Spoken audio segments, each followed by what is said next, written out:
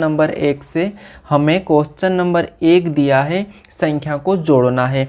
दोस्तों सरल प्रश्न से शुरू करेंगे, लास्ट तक आपको सभी प्रकार के प्रश्न देखने को मिलेंगे। ठीक है, तो चलिए, हमें दिया है बार वाली संख्या और पॉइंट वाली है। ठीक है, इसे जोड़ना है। तो दोस्तों एक बात ये है कि आप इसे जोड़ भी सकते हो या फिर इसे आसानी से भी सोल्व कर सकते हो मात्र 2 सेकंड में। कैसे?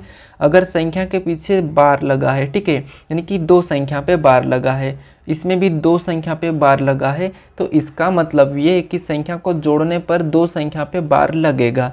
तो देखिए ऑप्शन ए में कोई बार नहीं लगा, ऑप्शन ए हटेगा।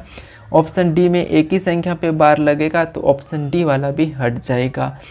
अब संख्या बार से पहले वाली 2 संख्या हमारे पास ऐसे ही बची है, जैसे यहाँ पर 34 बचा है और यहाँ पर 13 बचा है। तो इसका मतलब ये है कि 2 संख्या बार के पहले छूटेगी। तो देखिए 2 संख्या बार के पहले कहाँ छूट रही, तो इसमें छूट रही है। ठीक है, लेकिन यहाँ पर नहीं, तो ऑप्शन सी हट जाएगा और ऐसे अपन आसानी से प्रश्नों को सोल्व कर सकते हैं। तो हमारा ऑप्शन भी सही होगा।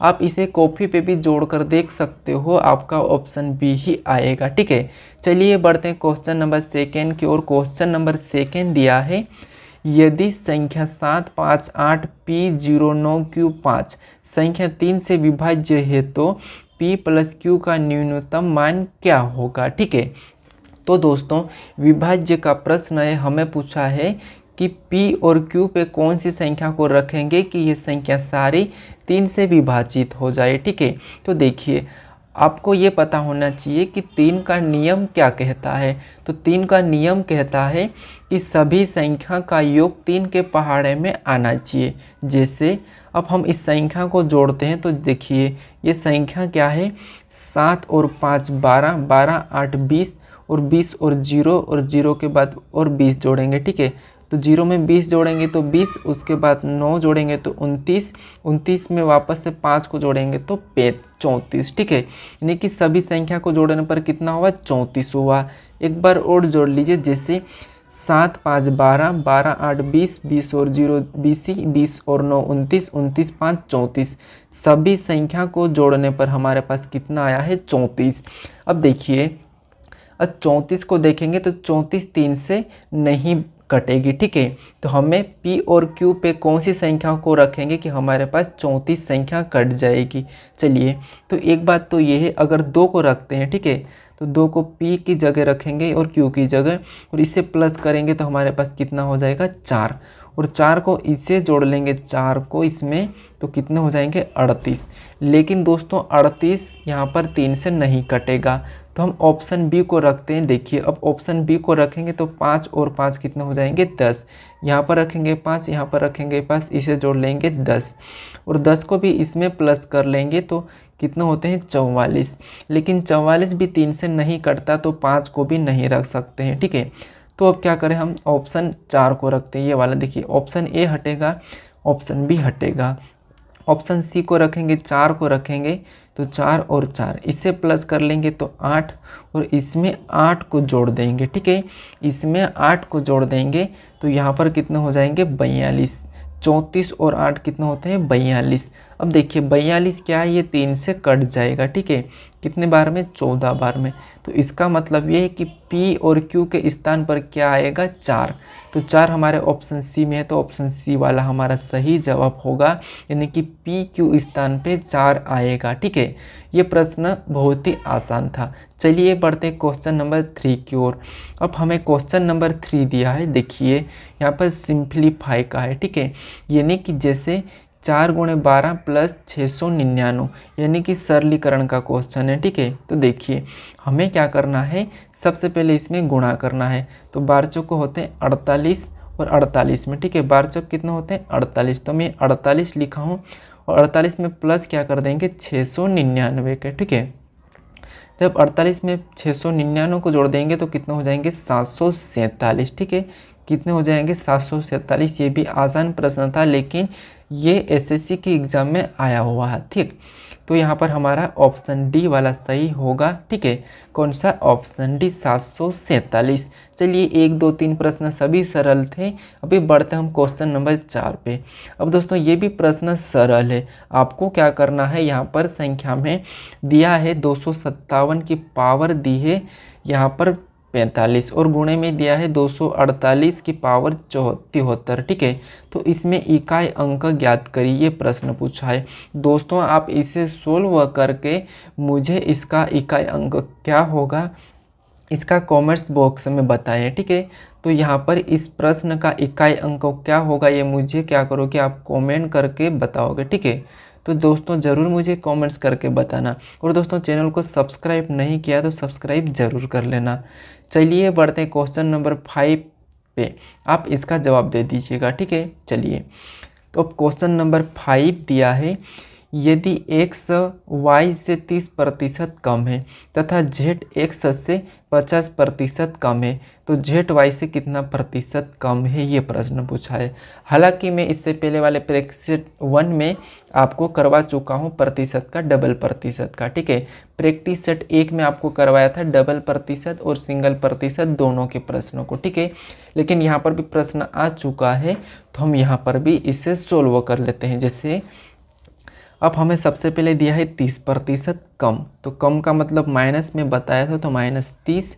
उसके बाद 50% कम, तो यहाँ पर भी -50 हो जाएगा, उसके बाद माइनस लगेगा और बटे में क्या हो जाएगा 100। देखिए एक तरफ 30 गुणे में 50, 2 ही प्रतिशत अपने पास, और प्रतिशत का मतलब होता है 100, तो 100 को नीचे लिखेंगे। ठीक है, अब इस संख्या को काटेंगे तो 0 से 0 और इस 0 से इस 0। अब यहाँ पर प्लस प्लस यानी कि माइनस माइनस प्लस होता है, तो 30 और 50 80, उसके बाद माइनस का यही लगेगा और ये संख्या बची है तो 5 3 15। ठीक है, कितना 15। अब 80 में से 15 घटा लेंगे तो कितने बचेंगे 65। ठीक है, यानी कि यहाँ पर कितना प्रतिशत कम है, तो 65% कम है। ठीक है, कितना 65। अब 65 देखेंगे तो ऑप्शन सी में दिया था, तो ऑप्शन सी वाला हमारा सही जवाब होगा। चलिए बढ़ते हैं क्वेश्चन नंबर 6 की ओर। अब क्वेश्चन नंबर 6 दिया है 10 वस्तुओं का क्रय मूल्य 9 वस्तुओं के विक्रय मूल्य के बराबर है, प्रतिशत लाभ ज्ञात करें। तो दोस्तों प्रश्न का है कि 10 वस्तु का क्रय मूल्य, जिससे ये 10 वस्तु इसका क्रय मूल्य, ठीक है, 9 वस्तु के विक्रय मूल्य के बराबर, जैसे इसका 1 है तो इसका भी 1 है। ठीक है, देखिए यहाँ आप 1 की जगह कोई सी भी संख्या को ले सकते हो, इसका तिर्या गुणा करेंगे तो 10 एकम 10। ठीक है, ये है विक्रय मूल्य माइनस क्रय मूल्य। ठीक है, तो 9 एकम 9, तो ये हमारा क्रय मूल्य बटे क्रय मूल्य को ही लिखेंगे और प्रतिशत निकालना है तो गुणे में 100। ठीक है, गुणे में 100। अब यहाँ पर क्या करेंगे, ये संख्या माइनस हो जाएगी तो 9 में से यानी कि 10 में से 9 जाएगा तो 1 और बटे में 9 और गुणे में 100। ठीक है, गुणे में 100। अब 1/9 गुणे 100, इसका मतलब क्या होता है 11 सहित 1/9 प्रतिशत होता है। चाहो तो आप सोल्व कर सकते हैं, जैसे 9 एकम 9, 10 था तो 1 बचा, 9 एकम 9, 1 बचा तो 1 ऊपर और बटे में 9। ये हमारा उत्तर हो जाएगा 11 सहित 1/9। चलिए तो इसका सही जवाब क्या होगा, तीसरा। अब बढ़ते हैं क्वेश्चन नंबर 7 की ओर। क्वेश्चन नंबर 7 दिया है A अनुपात B अनुपात C का अनुपात 3:2:5 है। 500 रुपये में से C को कितने रुपये मिलेंगे, यानी कि यहाँ पर हमें पैसों को बांटना है। ठीक है, तो हमें क्या करना है, C का पूछा है, तो जब भी आपका अनुपात का प्रश्न पूछे तो अनुपात को सभी को जोड़ना है। सभी को जोड़ा तो कितना है, ठीक है, 3 और 2 5 और 5 और 5 10, सभी को जोड़ने पर 10, उसे नीचे लिखेंगे और किसका पूछा उसे ऊपर। तो C का अनुपात है 5, C का पूछा है तो C को ऊपर लिख लेंगे और यहाँ पर गुणे में क्या लिखेंगे 500, 500 रुपये को बांटना है। अब इस 0 से इस 0 को काटेंगे तो ये कटेगा, अब यहाँ पर संख्या गुणा हो जाएगा तो 5 5 25 और 0 का 0, यानी कि C का हिस्सा कितना होगा 250। और 250 ऑप्शन में देखेंगे तो ऑप्शन बी में दिया है, तो ऑप्शन बी वाला हमारा सही जवाब होगा। अगर आपको बी का निकालना है तो क्या करोगे, यहाँ पर 500 रुपये को बी के लिए हिस्सा निकालना है तो गुणे नीचे तो क्या होगा 10। ठीक है, नीचे क्या होगा 10 और बी का अनुपात क्या है 2, तो ऊपर लिख लेंगे 2, तो अब बी का निकल जाएगा, जैसे 0 से 0 और 5 दूना 10, ठीक है, 5 दूना 10 और 0, मतलब बी का हिस्सा कितना है तो 100, और यहाँ पर सी का कितना है 250, और ए का भी आप वैसा ही निकाल सकते। तो ए का हिस्सा मुझे निकाल कर कमेंट करें, ठीक है। इस क्वेश्चन नंबर 7 का ए का हिस्सा मुझे निकाल कर कमेंट करें, ठीक है। मैंने सी का बताया 250 आया, ऑप्शन बी हमारा सही जवाब होगा। चलिए बढ़ते हैं क्वेश्चन नंबर 8 की ओर। अब हमें क्वेश्चन नंबर 8 दिया है 15% तथा 40% सांद्रता वाले दो चीनी के घोलों को इस अनुपात में मिलाया जाए ताकि 30% सांद्रता वाला घोल प्राप्त हो, ठीक है। तो दोस्तों एक इसका तरीका है, जैसे एक तरफ हमें सस्ता और एक तरफ महंगा लिखना है, और उसमें जो प्रतिशत दिए उसे घटा लेना, जैसे इस टाइप से, ठीक है, ये वाला। तो चलिए अब हम घटाते हैं। जैसे एक तरफ क्या लिखेंगे 15%, तो ये है 15, ये सस्ता वाला। उसके बाद एक तरफ है 40, तो यहाँ पर लिखेंगे 40, ठीक है। और इसमें से क्या घटा लेंगे, इस 30 को घटा लेंगे।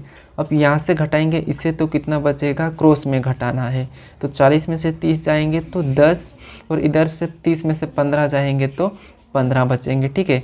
ये क्या हो जाएंगे, अनुपात में हो जाएंगे, ठीक है। तो इसे क्या करना, क्रॉसिंग में घटाना है।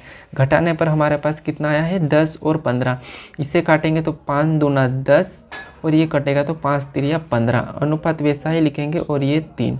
अब हमारे पास क्या निकला अनुपात, तो 2:3। ऑप्शन ए में दिया है तो ऑप्शन पहला वाला हमारा सही जवाब होगा। चलिए दोस्तों आज के लिए इतना ही। अगर दोस्तों आपको वीडियो कैसा लगा, मुझे मैथ्स का पार्ट दूसरा कैसा लगा, ये मुझे कमेंट्स करके बताना है, ठीक है।